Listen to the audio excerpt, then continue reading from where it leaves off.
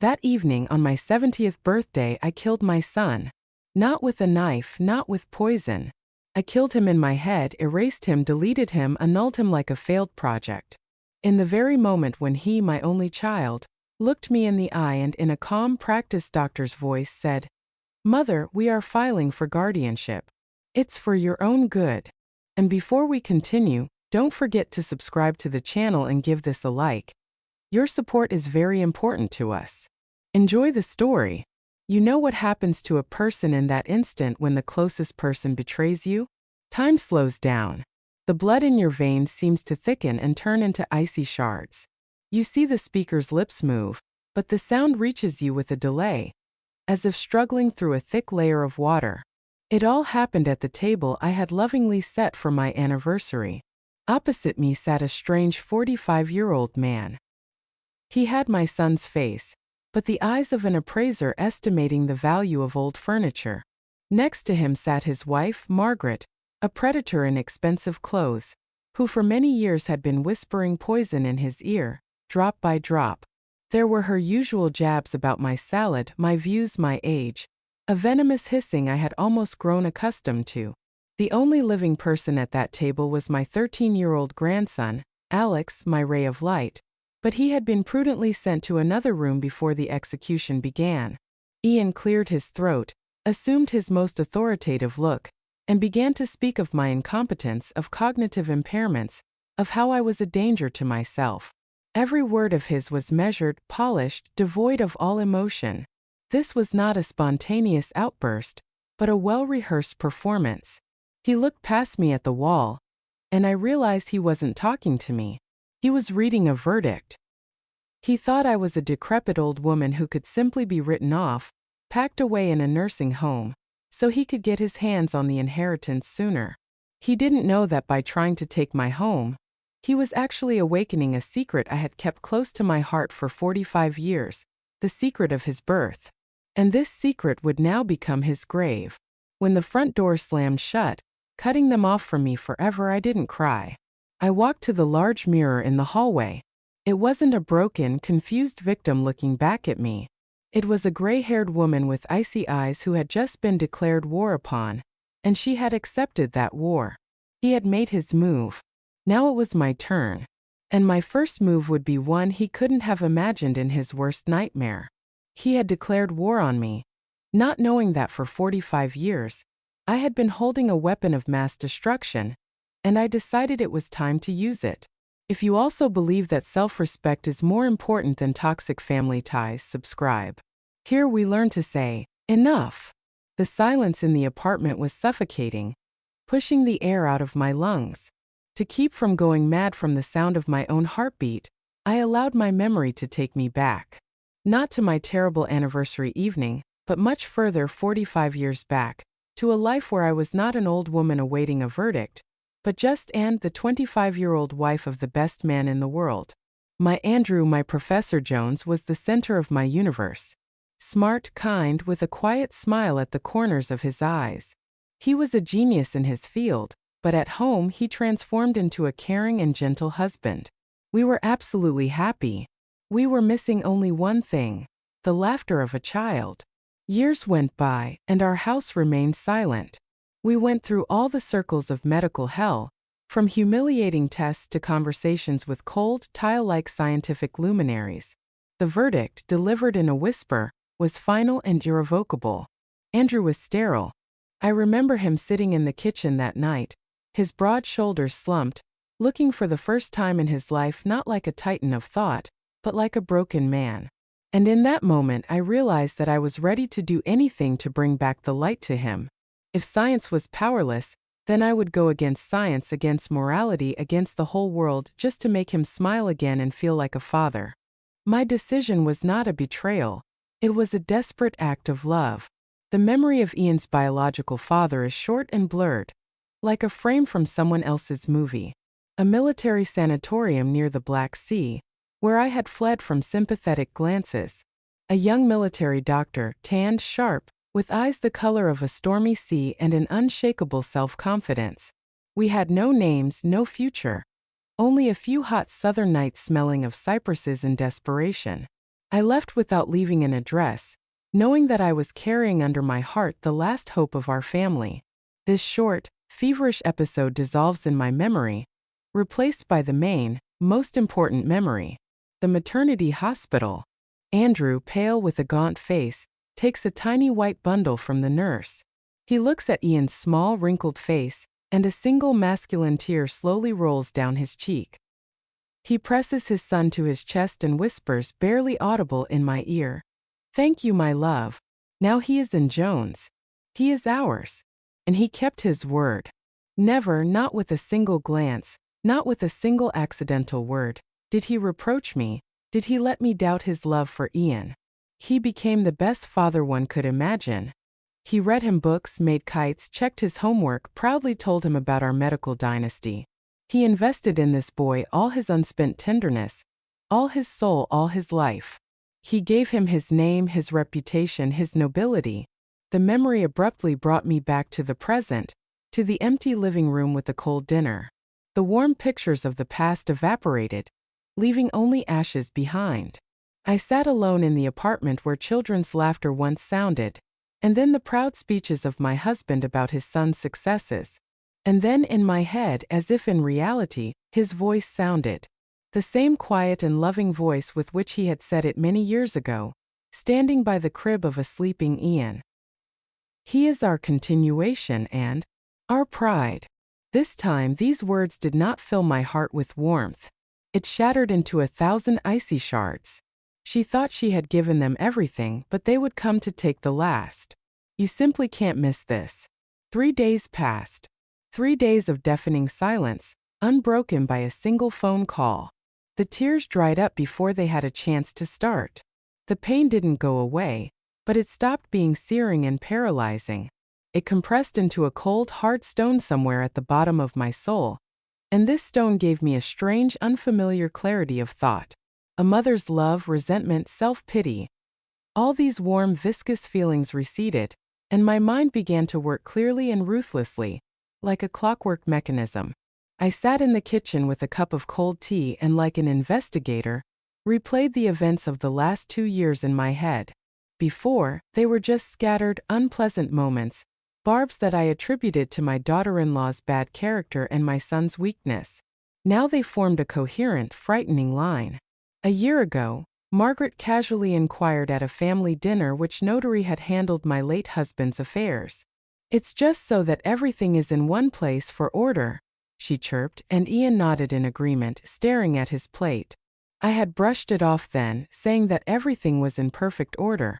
6 months ago, Ian came over alone without Margaret, and after a long conversation about my ailments, suggested that I give him a general power of attorney. "Just for convenience, Mom. So you don't have to run around to different offices if something happens. I'm a doctor, I'll solve everything quickly." I refused, gently but firmly. A poorly concealed irritation flashed in his eyes then. And those endless conversations about the irrationality of my apartment, how they both tried to convince me that at my age, I needed a small, cozy studio, not these palaces that were so hard to clean. They talked about care, but their eyes greedily scanned the antique sideboard and the old paintings on the walls. Before, I used to push away bad thoughts. This is Ian, my son, my blood. Now, with a cold clarity in my head, I saw everything as plain as day. They didn't just want me to move. They were systematically preparing the ground, probing my boundaries, assessing my assets. My refusal of the power of attorney, my unwillingness to sell the apartment, all this had only forced them to move on to a more radical plan, to Plan B. A sharp ring at the door made me jump. On the threshold stood our local postman, a young guy. "And a registered letter for you," he said, handing me a form and an official-looking envelope. "Sign here, please." My fingers didn't tremble as I signed. I already knew what was inside. My heart didn't skip a beat. Inside there was a complete calm. I closed the door and slowly, carefully, opened the thick envelope. On the letterhead, in a soulless official font, was printed what I had been expecting. "We hereby inform you and Jones that on the basis of the application of your son, Ian Jones, the guardianship and custody authorities of the city have initiated the procedure for considering the issue of establishing guardianship over you, due to a deterioration in your health and possible cognitive impairments. I read to the end, folded the sheet neatly in four, and placed it on the kitchen table. He hadn't just said it. He had done it. He had pulled the trigger. The paper in my hands was not a threat. It was a bullet. And at that very moment I understood that a return shot was not revenge. It was self-defense. I didn't put the letter away. I left it lying there as a reminder, as an indictment. Every time I passed by, I would glance at it, and the cold stone in my soul would become even harder. My whole past life, all 45 years of my motherhood, now seemed like one big, carefully constructed deception. And I was the main deceiver in it. But I was deceiving first and foremost myself. I thought I had raised the son of Professor Jones, intelligent, decent, grateful. But in reality, the monster I had seen on my anniversary had nothing in common with my late husband. Not a drop of his nobility, not a spark of his kindness. In the evening, I went to the bookcase and took out an old photo album with a velvet cover. Here is Ian, a 1-year-old cherub in a funny bonnet. Here he is, a first grader with a huge bouquet of gladioli. Here he is, a graduate of medical school, proud, handsome, with my and his father's adoration in his eyes. I looked at these photographs, but I felt nothing but a detachment, as if I were leafing through someone else's biography. That boy, that young man whom I had loved to distraction, was dead. I didn't know when it had happened, a year ago or 10 years ago, but he was no more. And the man who wore his face and his name was a stranger to me. He was an enemy. At that moment, I said the word out loud in the silence of the apartment. Enemy. And it became easy. The motherly pity that still clung to the remnants of memories evaporated without a trace. I was no longer his mother. I was a party to a conflict. And I was going to win this conflict. With this thought, I went to the old darkwood wardrobe that I had inherited from my mother. It smelled of mothballs and the past. On the very top shelf, under a stack of yellowed bed linen, lay it. A small wooden box without a lock. I hadn't opened it in probably 30 years. My fingers didn't tremble when I lifted the lid. Inside was a bundle of letters, tied with a faded silk ribbon. Only 3 letters written in my handwriting but never sent. I knew them by heart. They were my desperate, full of hope and fear monologues, addressed to the void, to the past, to that military doctor from the South. I hadn't destroyed them. They were a part of my history. And under the letters lay what I had come for. The only photograph, small, black and white with uneven edges. I took it in my hands. From the card, a young man in the uniform of a military doctor looked at me. A confident, direct gaze of dark eyes, a strong chin, a slight, barely noticeable smile on his lips. There was nothing of my Andrew's intellectual softness in him. This man was forged from a different metal. You could feel strength in him, power, and that same life grip that I now recognized with horror in my son, but turned into an ugly, selfish form. I looked at this unfamiliar but so blood-related face. My husband had given Ian nobility and a last name. This man had given him his genes and his character. And if the nobility had been trampled, then maybe it was time to turn to the strength.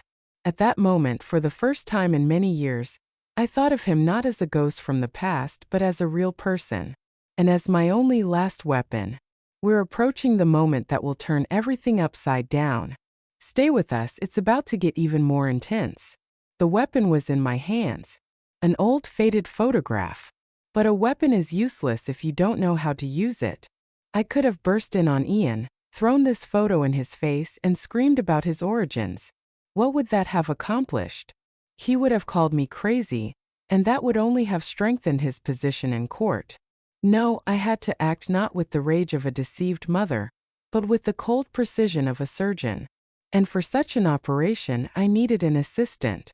There was only one person to whom I could, if not completely trust, then at least reveal a part of my plan. Joyce, my university friend, caustic, cynical, with a mind as sharp as a razor.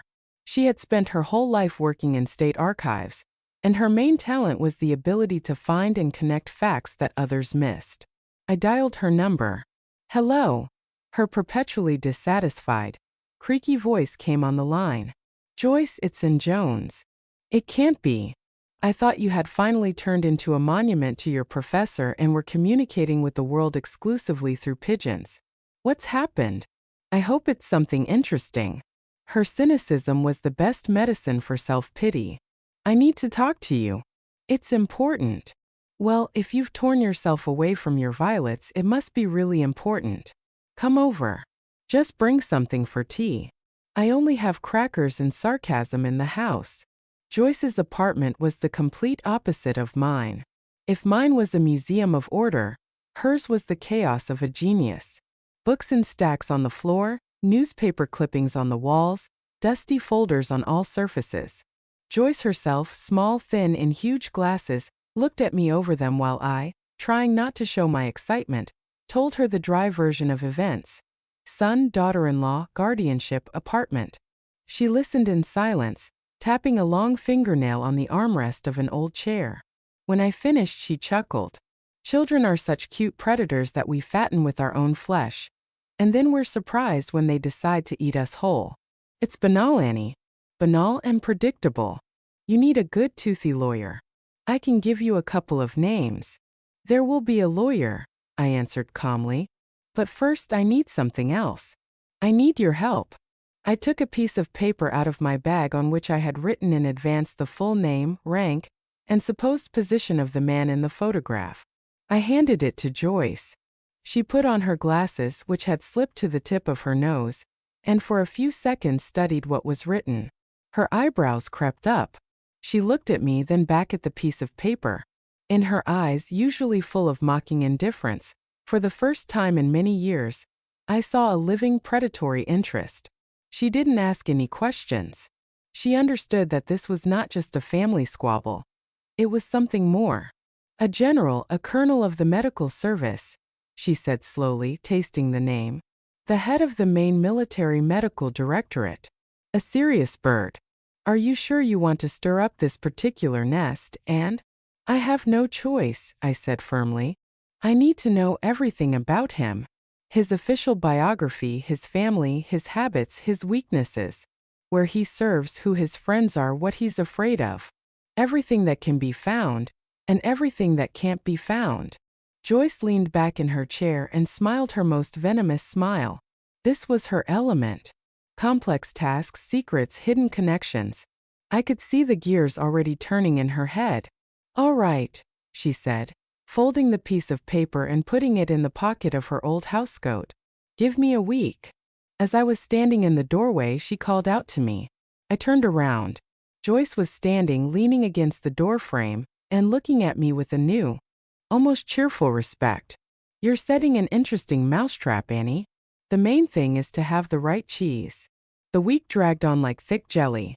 I hardly slept, replaying the same scenario, the same face in my head. The old photograph. I mechanically did my chores, went to the store, answered the perfunctory questions of my neighbors, but it was all as if in a fog. My real life was now taking place inside, in the icy silence of my skull, where I was preparing for war. Exactly 7 days later, to the minute, there was a sharp, demanding ring at my door. Joyce. She came in not with her usual mocking smile, but with an expression of businesslike concentration on her face. She silently walked into the kitchen, placed a thin cardboard folder on the table, and sat opposite me. Tea? I asked. Later. She cut me off. Business first. She opened the folder. Inside were only a few sheets, covered in her neat, tiny handwriting. So, our general, she began without preamble, is a monumental figure. A war hero, a holder of all conceivable and inconceivable orders, a surgeon from God. In medical circles, an undisputed authority.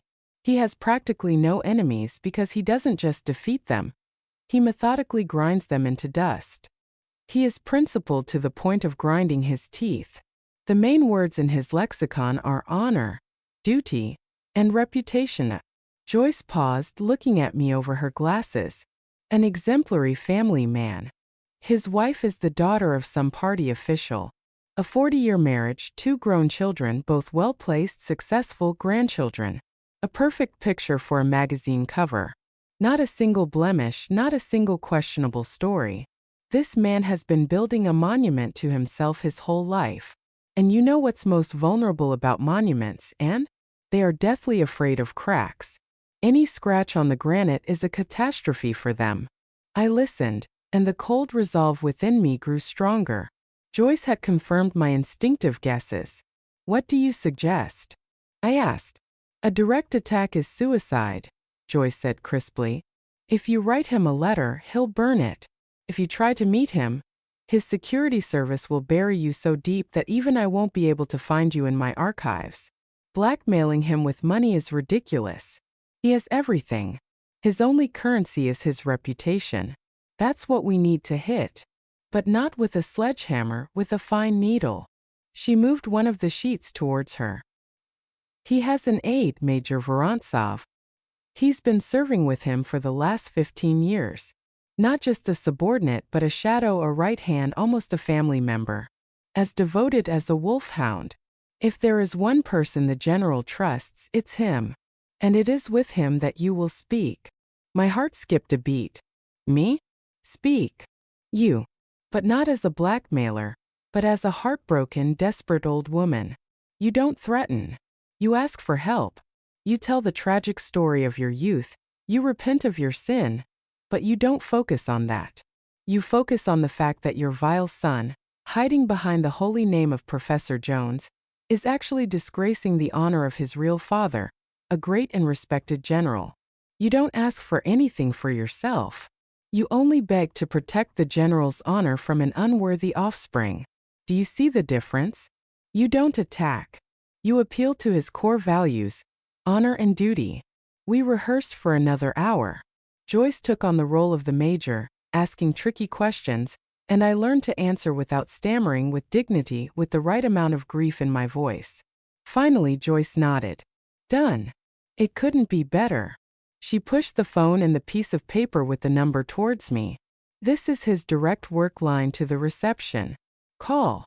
I looked at the phone. My hands suddenly became icy. My whole plan, all my revenge, it all came down to this one call. I took a deep breath, driving out the fear, and dialed the number. The long rings began. 1, 2. On the third, there was a click on the other end, and a calm, trained male voice said, General Williams's reception, I'm listening. Now you will learn the truth that will shock you to the core. Get ready. The conversation with the general's aide was short and measured. I recited the memorized, polished text from Joyce, trying to put as much dignity and grief into my voice as possible. The other end was silent. I didn't know what was going on in the head of this invisible major. Was he recording the conversation, laughing at me, or believing me? When I finished, after a long pause, he said only one phrase, "And I have heard you." And he hung up. I have heard you. What did that mean? A polite refusal, a warning, or a signal that the mechanism had been set in motion? The days of waiting began. It was the most agonizing time. Every phone call made my heart drop. Every glance from a neighbor in the hallway seemed suspicious. I would startle at the sound of a car pulling up to the house. I hardly went outside, afraid that they were already looking for me, that the general's people were watching me, that my crazy plan had been discovered, and now I would face the consequences. But nothing happened. A week passed in a dead silence. I called Joyce. "Patience, Annie," she screeched into the phone. "The bureaucratic machine is a millstone. It grinds slowly, but it grinds to dust. Wait." And I waited. And then on Tuesday at 10 in the morning, my phone literally exploded. I didn't even have time to say hello before a stream of screaming, hysterical, barely recognizable shouting hit me. It was Ian. "What have you done? What have you done, I'm asking you?" He yelled so loudly that the diaphragm in the speaker rattled. I listened in silence, holding the phone a little away from my ear. Inside me there was no fear, no surprise, only a cold, detached curiosity. The millstones had begun their slow rotation. They took me off a surgery this morning. "A surgery, Mom!" The head doctor called me in, yelled at me like a madman. We have an unscheduled, total ministerial inspection in the department. They're shaking down everything. Every document, every medical history. He was choking on his rage and panic. My project on new stimulants, which I've been leading for almost a year, they just gave it to Zakharov, that incompetent Zakharov. They told me I'm suspended from all complex cases until the end of the inspection. Do you understand what that means? It's the end. My career is over. I was silent. I imagined his face. Red, contorted, with spittle flying. The face not of a 45-year-old respected doctor, but of a naughty boy caught in the act. He was crying with anger, with helplessness, with incomprehension. He was at the epicenter of a hurricane and couldn't see where the wind was coming from. Who is it? Who is digging up dirt on me? He continued to shriek. It's because of you. I know it. It all started after I told you about the guardianship. You're going to the authorities, you're complaining about me. Who did you complain to, you old fool? You've decided to ruin my life. Answer me. His screaming reached a crescendo. At that moment, without making a sound, I just pressed the end call button on the phone. The apartment was quiet again, but it was a different silence. Not oppressive and anxious, but thick, dense, and somehow ringing. A silence in which you could clearly hear the trap snap shut. And for the first time in many years, I felt like the mistress of this silence and the mistress of my life. The hunter had become the prey. The next step of my revenge will bring him to his knees. You have to see this. I knew they would come. After his panicked call, it was only a matter of time. I even had time to brew myself some fresh tea and sit in my favorite armchair in the living room, from where I had a good view of the hallway. I waited for them, not with fear, but with a cold, almost scientific interest. I was curious to see to what degree of baseness they could sink. They didn't ring the doorbell. They opened it with their own key, which I hadn't thought to take from them. Ian burst in first. Behind him, like a predatory shadow, slunk Margaret. Both were in the same clothes they had apparently been wearing at work. Ian's face was crimson, contorted in a grimace of uncontrolled rage. Margaret, on the contrary, was pale. Her lips were pressed into a thin, angry line. You, Ian exhaled, pointing a finger at me as if it were a gun. You've decided to play for high stakes. You've decided to destroy me, your own son. I silently took a sip of tea. My calmness, it turned out, deprived him of the last remnants of his self-control. Who are you talking to, Mom? Margaret switched to a shriek, flying up to me. Who are your patrons? Do you think we won't find out? Do you think I'll let some senile old woman ruin my family's future? They circled the room like two wolves around their prey. Their voices echoed off the high ceilings, filling the apartment with poison and malice. I looked at them and didn't recognize them. I didn't recognize the son to whom I had once sung lullabies. I didn't recognize the woman whom I had once tried to love as a daughter. Before me were two strangers, driven mad by fear and greed. We'll put you in a madhouse, Ian shouted, his voice breaking. I'll arrange it. You'll be declared incompetent, a danger to society. You'll rot in a padded cell, do you understand? And no one will help you.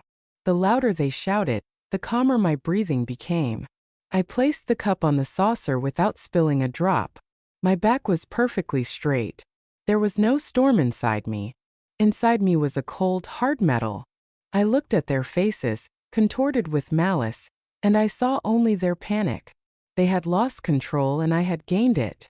You'll regret the day you were born, Margaret hissed right in my face, leaning so close that I could smell her expensive perfume.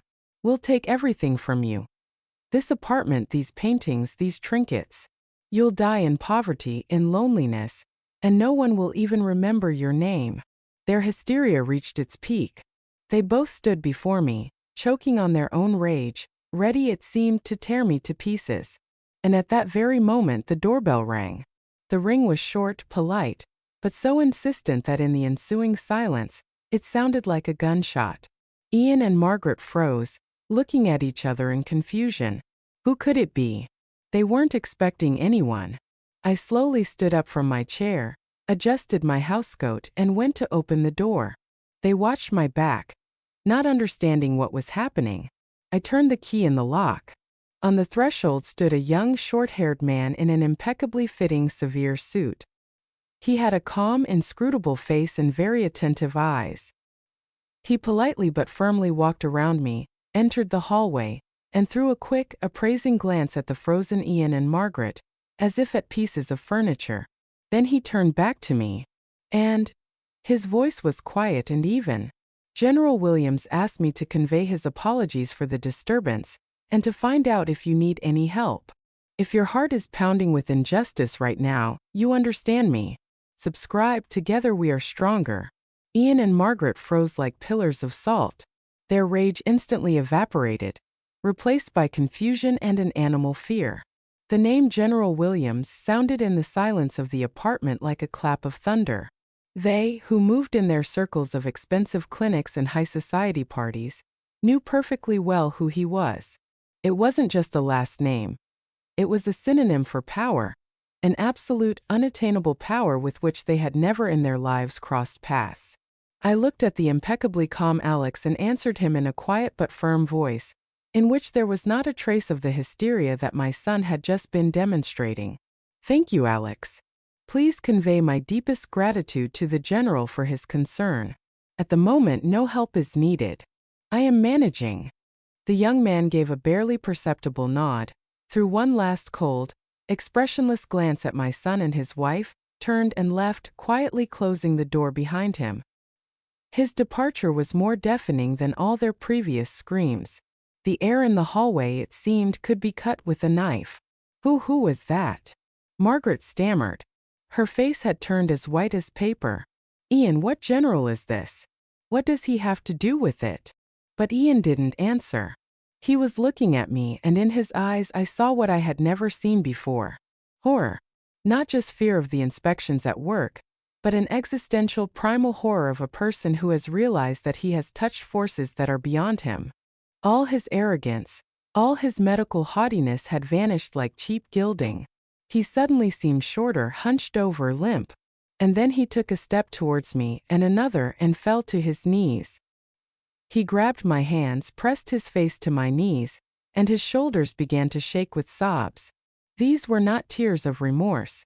These were tears of fear. Mommy, forgive me, he muttered. His voice was muffled and choked. I'm an idiot. Complete idiot. I didn't want to, honestly.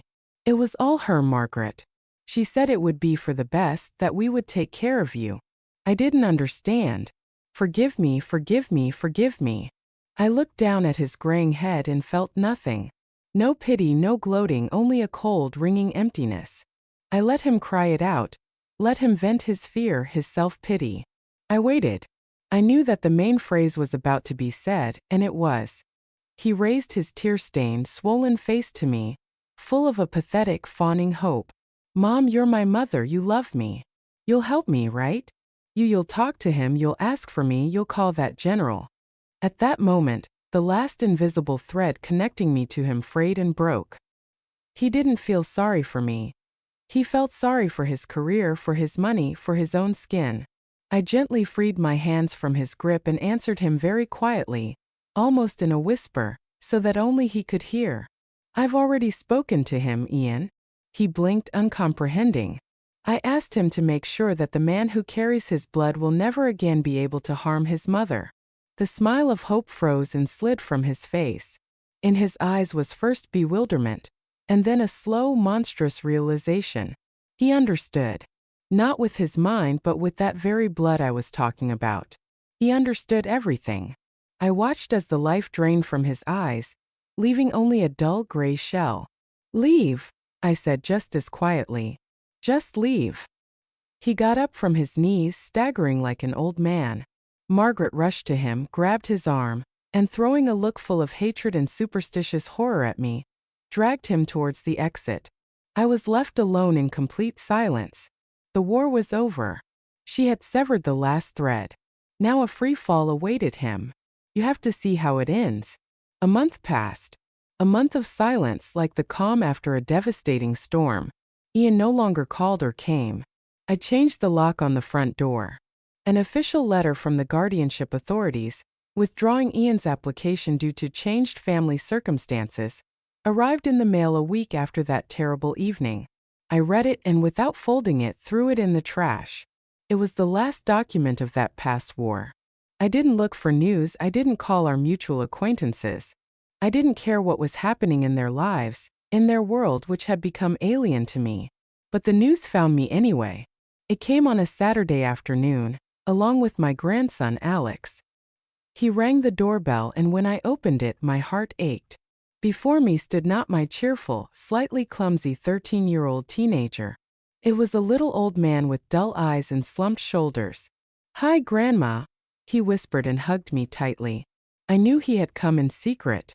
I gave him tea with jam, trying to talk about trivial things, about school, about his friends, about a new movie. He answered in monosyllables, staring at one point. Finally, he couldn't stand it anymore. "Mom is leaving," he said, and his chin began to tremble. "We're going to live separately from Dad. She says he's a loser and has ruined everything." I silently covered his hand with mine. "And Dad, he's different now. He hardly talks. He comes home from work, sits in an armchair and just stares at the wall. They demoted him at the hospital. He's not the head of the department anymore, just a doctor. And he said it's all your fault, that you ruined his life." I looked into his eyes, full of tears and bewilderment, and I felt a wave of pain rise in me. But it wasn't pain for Ian. It was a sharp, piercing pain for this child, for my grandson, who found himself in the ruins of a world built by adults. My victory had its price, and he was paying that price. My son wasn't just falling. He was dragging his own child into the abyss with him. That evening after Alex left, I sat in silence for a long time. I thought about how this apartment, these walls, saturated with the memory of Professor Jones, had become a curse. They were the very golden calf that Ian and Margaret had worshipped. They were the cause of their greed, of their betrayal. As long as this idol existed, they would continue their squabbling, dividing the skin of an unkilled bear, poisoning my grandson's life. I realized that I had to take one last step. Not for myself but for Alex. I had to destroy the very object of their desire, to tear it out by the roots. My hand didn't tremble when I picked up the phone and dialed the number of a real estate agency, whose business card I had found in my mailbox. "Hello," I said into the phone in an even, calm voice. "My name is Ann Jones. I would like to list my apartment for sale. Yes, a 4-bedroom on Park Avenue." At that moment, I understood that the battle for my past was over. The battle for his future was beginning. She had lost the battle for her son, but she would not lose the war for her grandson. The end of this story will surprise you with its strength. 6 months passed. 6 months in which my life changed more than it had in the last 50 years. The sale of the old apartment was like a complex surgical operation. I had to go through decades of memories packed in boxes. Old photographs, my husband's letters, Ian's childhood drawings, dinner services, books. Each thing was an anchor pulling me into the past. I ruthlessly cut these ropes. I gave some to charity, some to museum archives, and some I just threw away. On the day of the deal, handing over the keys to the new owners, I felt not a drop of sadness, only a lightness, as if I had thrown off an invisible but unbearable burden from my shoulders. I put a large part of the proceeds into a special trust account in Alex's name, which he will be able to access when he turns 21. For his education, for a home, for the beginning of his own healthy life. I didn't just give him money. I bought him a chance. A chance not to depend on his broken father and embittered mother. The remaining amount was more than enough for a comfortable and, most importantly, independent old age for me. Now my home is a small, bright 2-bedroom apartment on the 17th floor of a new building. Instead of dark antique furniture, there are light, modern shelves. Instead of heavy velvet curtains, simple white tulle. Instead of hundreds of photographs looking at me with reproach from the past, there is one in a simple frame on the wall. It's not my husband and not Ian. It's my parents, young and smiling, as I remembered them in my childhood. This morning, I was standing in the middle of the sun-drenched living room and watching the dust motes dance in the rays. I was waiting to feel triumph, gloating, maybe a pang of belated guilt. But there was nothing. There was only silence. Not the dead, oppressive silence of an abandoned house, but a living bright silence filled with peace. I realized that for the first time in 70 years, I didn't owe anyone anything. I was no longer the guardian of a dynasty, not a victim, not an avenger. I was just Anne, a woman who at 70 had decided to start living for herself. And this feeling was so new, so all-encompassing that it took my breath away. This was freedom. I made myself some green tea, went out onto the small, cozy balcony, and sat in a wicker chair. Below, the city was bustling, living its life, which no longer concerned me. I looked at the clouds, and for the first time in many years, I didn't think about the past and wasn't anxious about the future. I was here and now. My phone vibrated in my pocket. On the screen, Alex. I smiled and answered the call. "Hi, Grandma." His strong, cheerful voice came on the line. "Are you okay? I was thinking maybe I'll stop by after school. I've come up with such a cool thing for my robot. You have to see it." "Of course, stop by, my dear," I answered, and a smile appeared on my face on its own. "I'll bake your favorite apple pie." I ended the conversation and put the phone away. The sun was pleasantly warming my face. In the distance, seagulls were crying. My new life had already begun.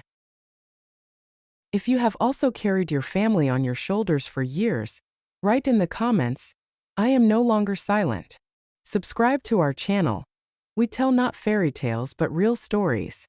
Take care of yourself and be happy. Merci.